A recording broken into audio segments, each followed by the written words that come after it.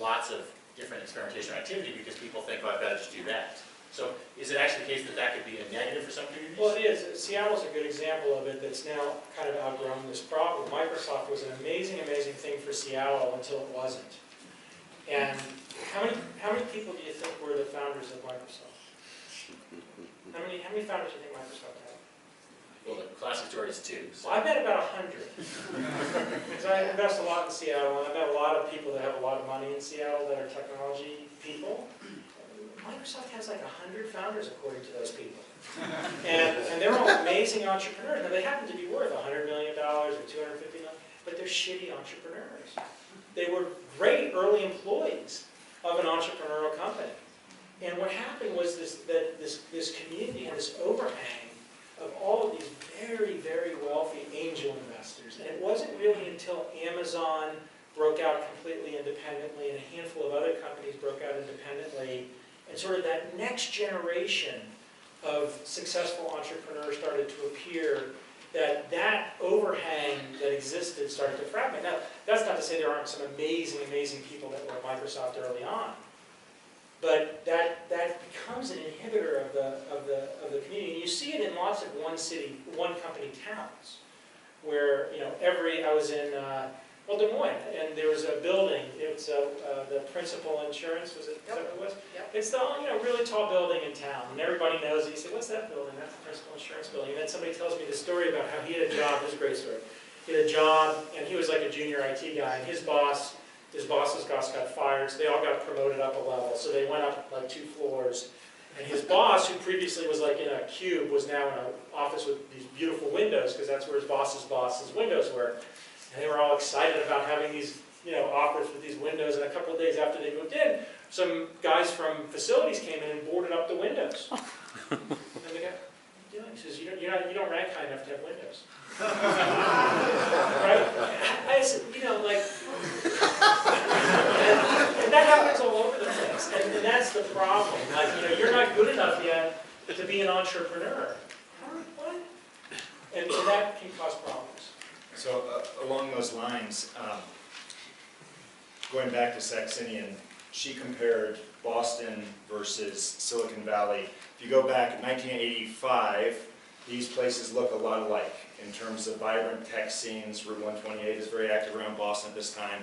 Silicon Valley is doing well. And it's very interesting how large companies, especially those with vertically integrated, autarkic, closed system cultures, become a problem when it comes to industrial adaptation.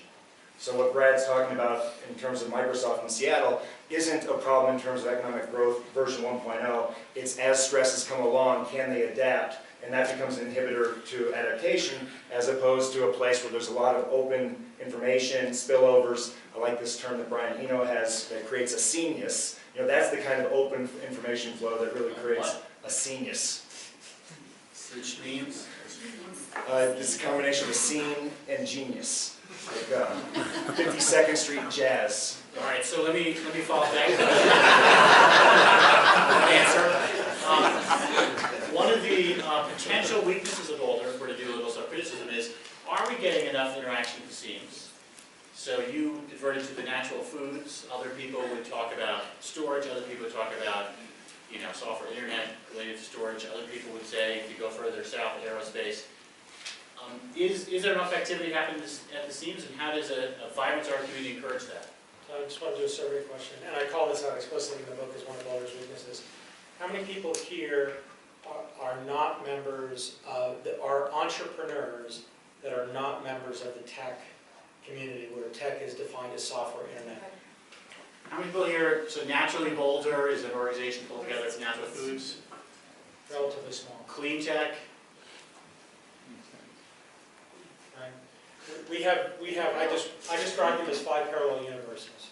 So we have literally 5 parallel startup communities, and there are interconnects between people in those startup communities. So we were in a meeting earlier with Libby Cook, who would be from the Natural Foods startup community. Justin came tonight, he'd be in the clean tech. Justin's clean tech crossover with software or with tech, but you have this phenomenon where they really are functioning independently. On the edges, they touch. But there's so much more they could be doing. And if I sort of think about what we can do broadly as a community, as a city over the next 20 years. I think that's one of the places where we can get a lot more leverage, especially as a lot of these things start to intersect with each other. I got invited, I'm in Boston, I got invited to go to a thing at Harvard Medical School, surprisingly, but it's all about the intersection of genomics and data. And they saw that I was keynoting a big data conference in Boston, and I'm sure they invited all the people that were the speakers, but, you know, will you please come to this thing that we're doing that night at the medical school with a bunch of geneticists, researchers talking about what to do with their data, right? That's an example of that crossover that we don't do a particularly good job of. No, and it's super important. I mean, I live my life on the boundaries of all of these places. And I think that's why when Brad talks about the entrepreneurial stack, I talk to communities about what can they do pre-entrepreneurship to create collisions. And Maker Faire is the absolute best example. I mean, you know, immediately put craftspeople, people who have 3D printers, and, you know, moms and kids all in the same place. And you ultimately create really cool technology companies like DIY.org, et cetera, that come out of those intersections. And so I think towns really need to think about that. The one I think that's doing a really interesting job is Portland.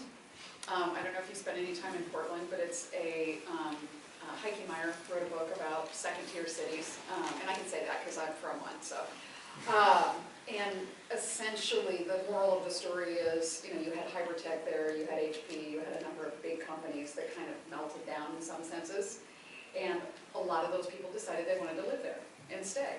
And now a lot of those people have crossed over from their industry into other industries. So you've got some of the clean energy guys that are doing green chemistry stuff now.